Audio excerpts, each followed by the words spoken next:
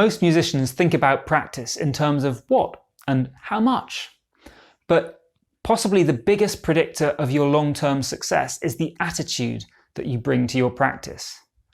Go in with the right attitude and it can make up for all sorts of other flaws. But someone who goes with the wrong attitude is going to struggle no matter how good the other aspects of their practice are.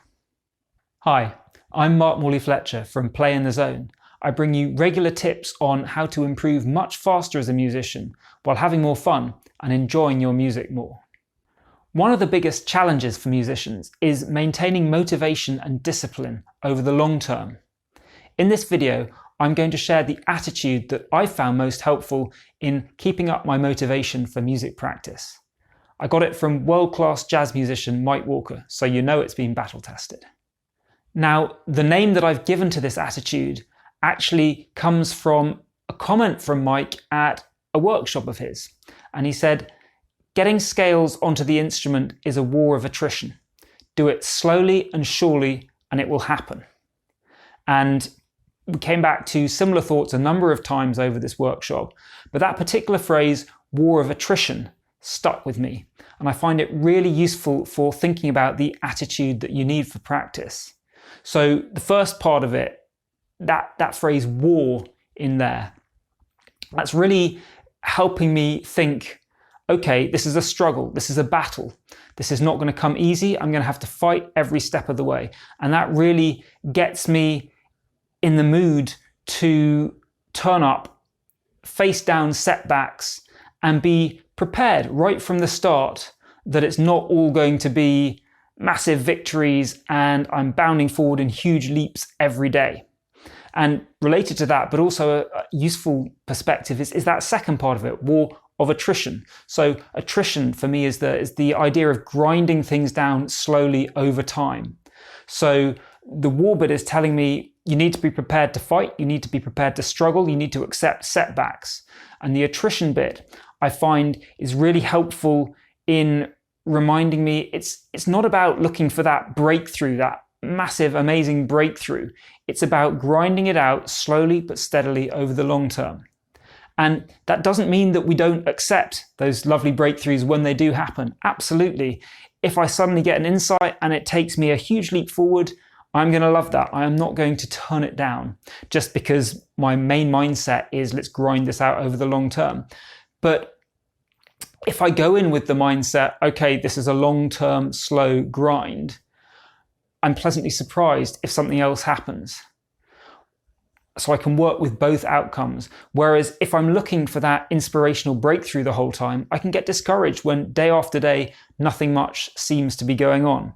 And again, attrition. It's a long, slow process. There is no one breakthrough. It reminds me that it may not look like I'm moving far on any given day, but this stuff adds up over time. So all those things together, the willingness to confront setbacks, the knowledge that it's little small wins every day, ground out through repetition. Again, attrition. You're wearing things out, not by doing 100 different things. You're doing the same thing over and over again and slowly grinding something down. And that's what we have to do in the practice room. Acknowledging that up front makes me much happier to say, yep, I'm going to go in today and do exactly what I did yesterday and the day before, and I'm going to do it again tomorrow, and that is fine. I am prepared. I am bought into it. I am all up for this war of attrition. And like I said about the setbacks, this concept of war, it reminds you that it's going to be tough. There are going to be bad days. It's not as simple as, well, I do the same grinding every day. Every day is normal and fine, and we get there in the end. Some days it won't feel good. Some days it will be bad, but that is okay. That's part of the deal. And again, this idea of grinding things out slowly, but seeing a result by repeatedly going through the motions. It also helps me get into the idea that I shouldn't be focusing on too many things at once. It's so easy to look at 100 different things that I want to work on, and they all look exciting, and particularly if the thing that I'm working on at the moment is coming slowly. But going back to this idea that I'm making small increments, grinding a little bit deeper every day, helps me to remember, actually, yes, it is worth my time going in on a few things.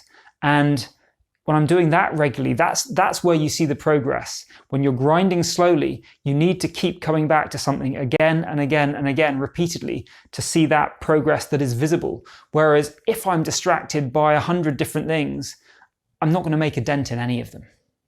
So that's all great, but how do you actually put this into practice? And the secret for me is to identify a process that you're looking to repeat, that you know is going to get you there, rather than focusing on the outcome. Because first of all, this just aligns with the idea of a war of attrition. It's the process you're interested in. But the second thing is that it allows you to measure success in a way that matters. So your success now comes, did I follow the process every day? Or every session, or whatever it is? Because when you're in this war of attrition, you know you're going to be moving slowly. Just saying that over there, that's the outcome I want to get to, that's tough. You're not really able to measure anything that way. Whereas what you can measure is, have I identified the process that I think is going to get me there? Did I turn up today?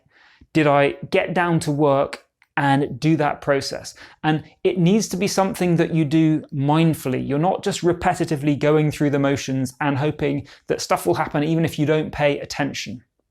So did I do the process, and did I do it with focus? And I love this idea of just getting down and doing the work. And I've come across this in a number of books on practice, on creativity. It's that idea that for a lot of it, you don't want to see yourself as a creative, artistic person who is waiting for inspiration to strike. You want to look at it, I've seen it described as a blue-collar job, if you like. Here you are, you're turning up to work, you've got a process to do, and your job is not to look for that elusive breakthrough, to wait for inspiration to strike. Your job is day in, day out, to get involved in this war of attrition. Put your work clothes on, apply yourself, and whether you're feeling good, whether you're feeling bad, whether you're feeling inspired or not, to just sit down, give it your focus, do the work. And when you've done the process, when you've stuck with that, with concentration and with application, and you're mindfully doing the work, then you know you've done everything you need that day. And if you keep engaging in this war of attrition, you're going to get the results that you want. Now, ideally, you'll combine this attitude with the best practice techniques. So why not check out my video on how to practice effectively next? And if you'd like the special practice and performance tips that I only share with subscribers, then head on over to playinthezone.com and sign up for the emails. They're free. I've been Morley-Fletcher. Thanks so much for watching. Take care, and I'll see you in the next video.